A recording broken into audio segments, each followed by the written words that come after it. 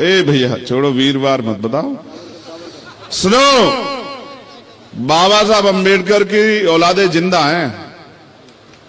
इतिहास नहीं, भूगोल भी बदल देंगे, भूगोल। ऐसे गुंडे मवाली बहुत देखे हमने। देखो, आपने मुझे तलवार भेंट की, मैं इसको इसलिए लेके आया कि आप इसको देख लो। मैं इसको मना कर रहा था अपने भाई को कि ये मुझे मत दो। इसका एक कारण है, ये आज भारत लोकतांत्रिक हो गया है। तलवार से कोई लड़ाई नहीं जीत सकते हम लोग। अगर तलवार से जीतते तो यहां क्यों बैठते फिर?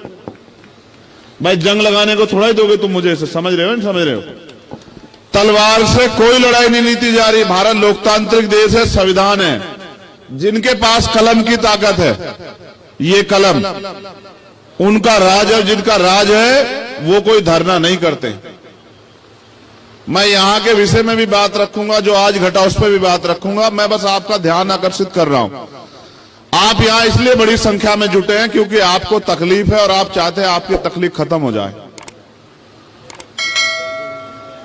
तकलीफ आपकी एक नहीं है, आपकी तकलीफ कई। मैं आपको वास्तविक स्थिति पर लेके आता हूं। 14 अगस्त 1947 को भारत गुलाम था। 15 अगस्त 1947 को भारत आजाद हुआ। लेकिन इस देश के किसान, कमेरे और वंचित वर्गों को, महिलाओं को अधिकार नहीं मिले।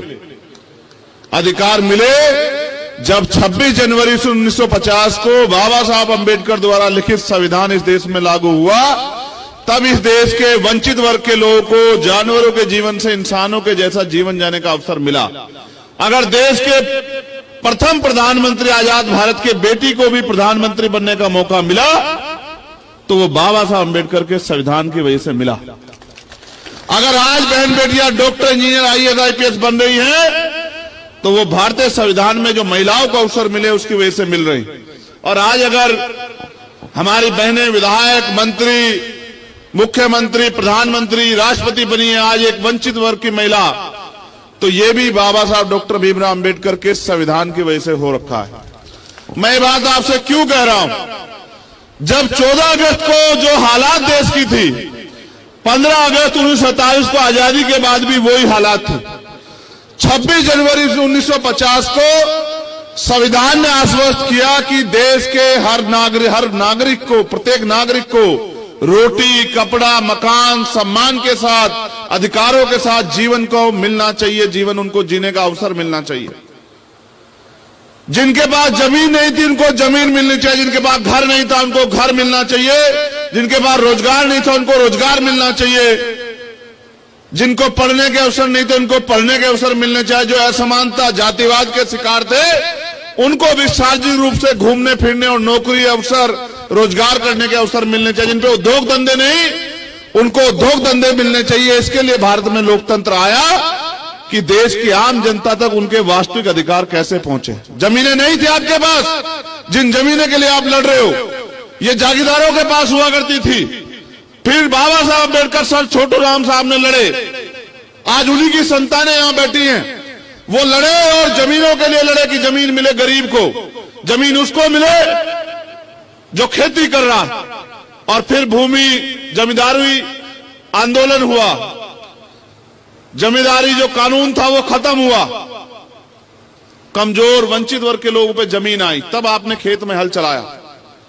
और आज उन जमीनों को जो आपको आजादी के बाद मिली उनको ये सरकारें छीनने का काम कर रही।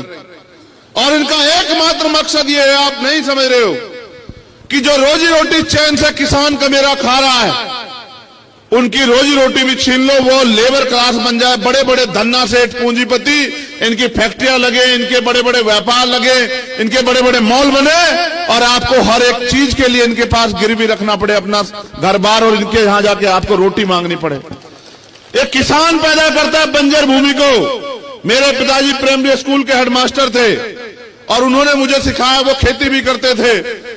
रात को जाके पानी देते, तब जाके फसल पैदा होती। फिर प्राकृतिक मार है, फिर चोर भी ले जाता है, तमाम तरह की मुसीबतें हैं। उसके बाद फसल तैयार होती है। एमएसपी की कोई गारंटी नहीं। आप लड़ रहे हो, आपकी जमीन छिन गई, किसकी वजह से छिनी आपको नहीं पता। मैं तो नवलगढ़ की जनता पे वो कर रहा हूं भाई। मेरी बात पे गौर करना आप सब लोग। लोकतंत्र का मतलब ये है कि जिनकी ज्यादा संख्या उनका राज होगा, जो बहुसंख्यक लोग हैं उनका राज होगा। यही तो लोकतंत्र है ना, कि जिनकी वोट ज्यादा होगी उनका राज होगा। आपने तो सबसे बड़ी लड़ाई कमजोर ये कर दी कि जिनके 10,000 वोट है उनका विधायक बन रहा है, जिनके 80,000 वोट है वो बैठ के तमाशा देख रहे हैं। देखो क्या किया आपने यहां। मैं ये नहीं कह रहा कि दूसरे लोग नहीं बन, सब बन सकते हैं, लेकिन आप ये बताओ, अगर दुश्मन के हाथ में औजार दोगे तो आपका इलाज करेगा नहीं करेगा, बताओ। अब आज उसी के लिए तो परेशान हूं मैं वापिस आता हूं। मैं जब आ रहा था, हमारे साथी यहां से भी कह रहे थे, एक साथी हमारे बड़ी अच्छी बात कही उन्होंने कि ये कह देंगे कि संविधान बाबा साहब ने नहीं लिखा है, संविधान तो क्या नाम बताया उनका, ए भैया छोड़ो, वीरवार मत बताओ। सुनो, बाबा साहब अंबेडकर की औलादे जिंदा हैं, इतिहास नहीं भूगोल भी बदल देंगे, भूगोल। ऐसे गुंडे मवाली बहुत देखे हमने, समझ रहे हो। हमारा मन नहीं था जाने का वहां, तुम्हें सच बता रहे। हम किसान कमेरों के औलादे, हमारा मन नहीं था वहां जाने का, इसलिए जाने का मन नहीं था, आपके बीच में आने का मन था। वरना भाई लोग यहां बैठे हैं, अगर जाने का मन होता तो वो क्या वो डंपर वंपर लगाए थे, वो डंपर वंपर पलट के जाती भीम आर्मी। आप जानते नहीं हो किसान कमेरे को। यहां जो बैठे वो जानते, मैंने कहा कि रुक जाओ, तुम्हें लगता है कि हम आजाद हैं, है या नहीं है? तुम्हें लगता है ये डंपर रोक लेंगे क्या हमें? सुनो, हम यहां आए क्यों हैं, हमारा असल मकसद वो नहीं है। भाई ने बताया जब मेरी बात की शुरुआत कर रहे थे कि मैं माल्यार्पण का विरोध नहीं, मैं माल्यार्पण का विरोध नहीं करता, मैं माला पहनने का विरोध करता हूं। माल्यार्पण तो मैं अपने महापुरुषों को करता हूं, इसलिए करता हूं, उनका कर्ज है हमारे ऊपर, उन्होंने हमारे लिए बलिदान दिया है, वो हमारे लिए लड़े, संघर्ष किया, एक एक अधिकार के लिए जो आंदोलन किया, लाठियां खाई। हम क्रांतिकारियों के बच्चे हैं, हमें इस बात पे फख्र है इस देश में, किसान कमेरे को औलादे हैं। लेकिन मैं माला इसलिए नहीं पहनता कि जिनके समाज के लोग यहां, जैसा भाई ने एक स्पीच में बताया कि बहनों को खींचा गया, उनको पीटा गया, गाड़ियों में भरा गया, ये लड़ाई यही नहीं चल रही है देश में। वहां देखो आप जंतर मंतर पे क्या हुआ, पहलवान बेटियों के साथ किस तरह का अन्याय किया गया, देखा आपने। कल हरियाणा में किसानों के साथ किस तरह का अन्याय किया गया, वहां के नेता सारे उठा के बंद कर दे, किस तरह पीटा गया, एक किसान शहीद हो गया है। आपको लगता है मांगने से अधिकार मिल जाएंगे? अब तक आपकी समझ में नहीं आया कि अधिकार कैसे मिलेंगे। अधिकार छीनने पड़ते हैं, छीनने, और छीनने के लिए दम चाहिए। आप समय तय कर लो, जो सीनियर कमेटी के लोगों में अपनी तरफ से आदेश नहीं देता हूं, मैं आंदोलन में आपकी मदद करने के लिए आया, उसकी पगड़ी बांधने नहीं आया कि मैं इस आंदोलन को आगे बढ़ाना चाहता हूं। आप जो तय करो, हमारे सीनियर साथी यहां हैं, अगर आप तय कर दोगे तो इस फैक्ट्री में एक दिन काम नहीं होगा, मेरा आपसे वादा, ताला लगा देंगे इस फैक्ट्री को। सुनो, हमारी जमीन आपको नहीं पता किस भाव दी है सरकार ने और किस भाव खरीदी जा रही है। आपको नहीं पता किस भाव देनी चाहिए थी,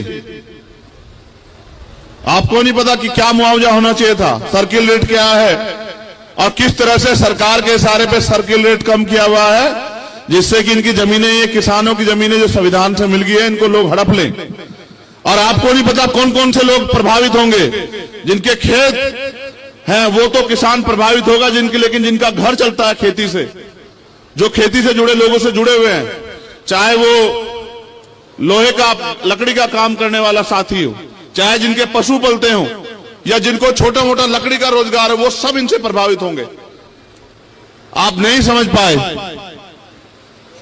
इस देश के किसान कमेरे जब तक एकजुट नहीं होंगे, इस देश के किसान कमेरे जब तक भाईचारा स्थापित नहीं करेंगे, इस देश के किसान कमेरे जब तक कागज लेके दूसरों के नेताओं के आगे खड़े रहेंगे, हर सरकार के आगे, तब तक आपको अधिकार मिल ही नहीं सकता। इस बात को आप याद रखो।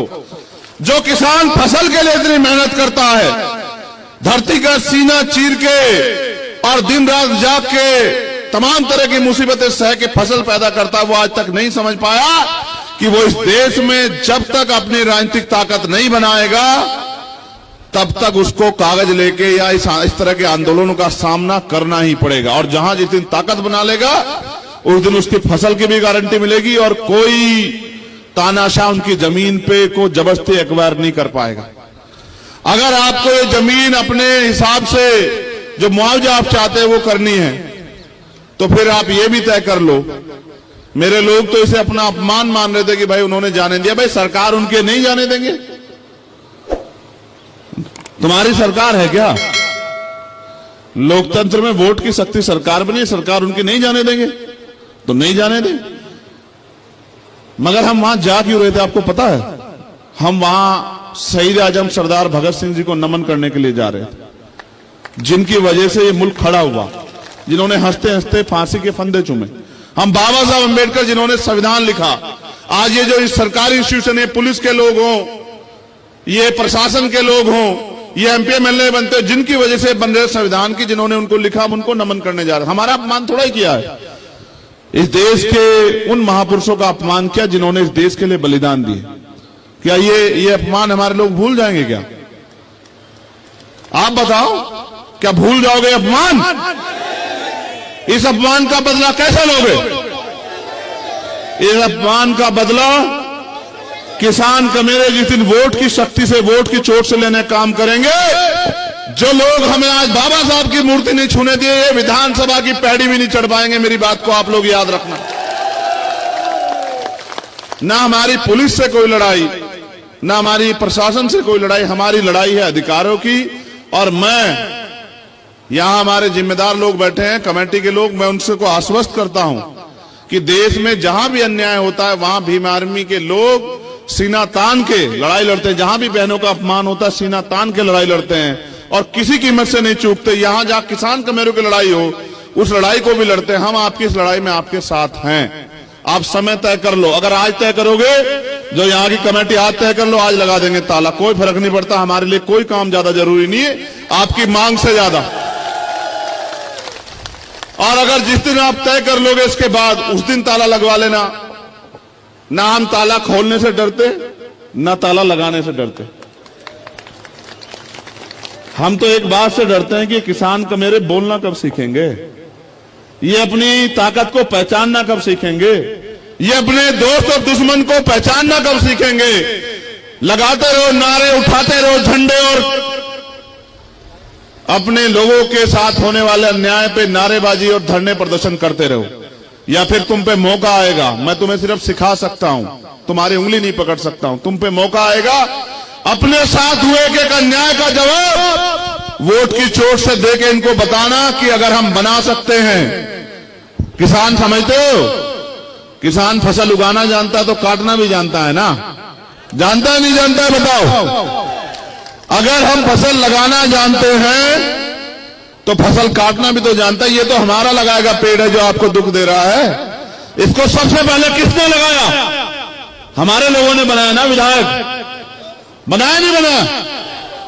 हमारा खा के हमारी बिल्ली हमें मयाऊ। देखो क्या गजब की बात होगी ये।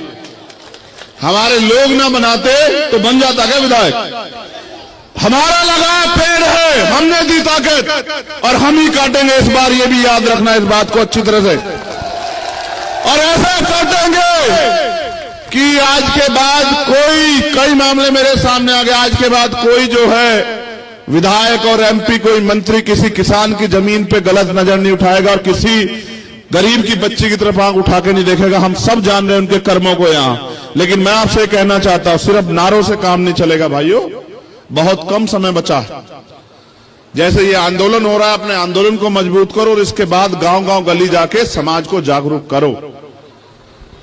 हमारे महापुरुष जिनके बारे में हमारे साथियों ने कहा, मान्यवर काशीराम साहब कह गए कि वोट की रक्षा ऐसे करो जैसे बहन बेटी की रक्षा होती है, और बहन बेटी की रक्षा ऐसे करो जैसे जमीन की रक्षा की जाती है। जिस तरह से बहन बेटी की रक्षा के लड़ते इस तरह से अपनी जमीन के लिए भी लड़ो, चाहे कोई कीमत चुकानी पड़े। किसानों का इतिहास रहा है कि उन्होंने अंग्रेजों के दांत खट्टे किए हैं, वो इनके भी दांत खट्टे कर देंगे। और मैं आपसे कहना चाहता, अधिकार मांगने से नहीं मिलते, मांगने से भीख मिलती है।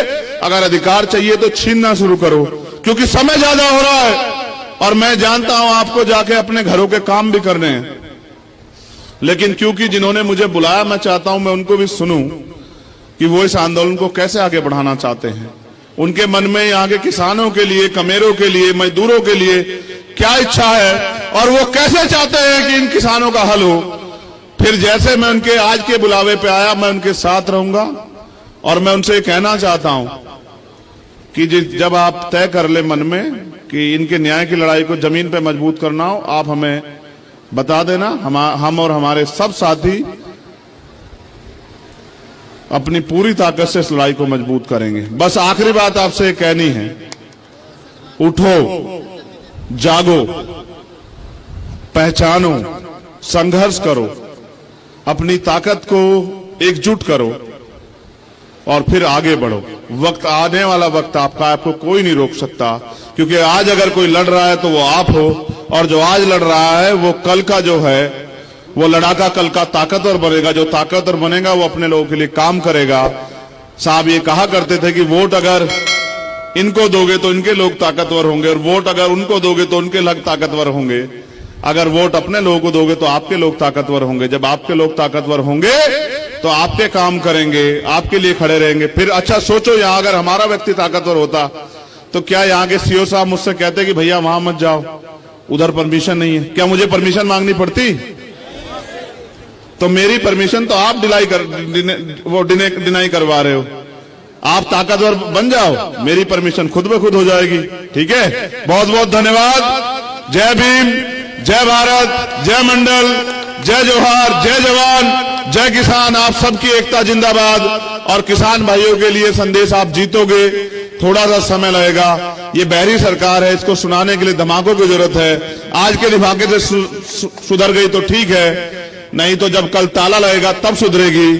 फिर चाहे किसी को बुला लेना, ताला तब खुलेगा जब किसानों की मांगे पूरी हो जाएगी, उनको मुआवजा मिलेगा और उनके बच्चों को यहाँ नौकरी मिलेगी। ये जमीन हमारी है, ये इन पे अधिकार हमारा है, इन पे नौकरियां हमारे बच्चों को मिले और हमारे उचित मुआवजा मिले। मैं इस मांग का समर्थन करता हूं। धन्यवाद।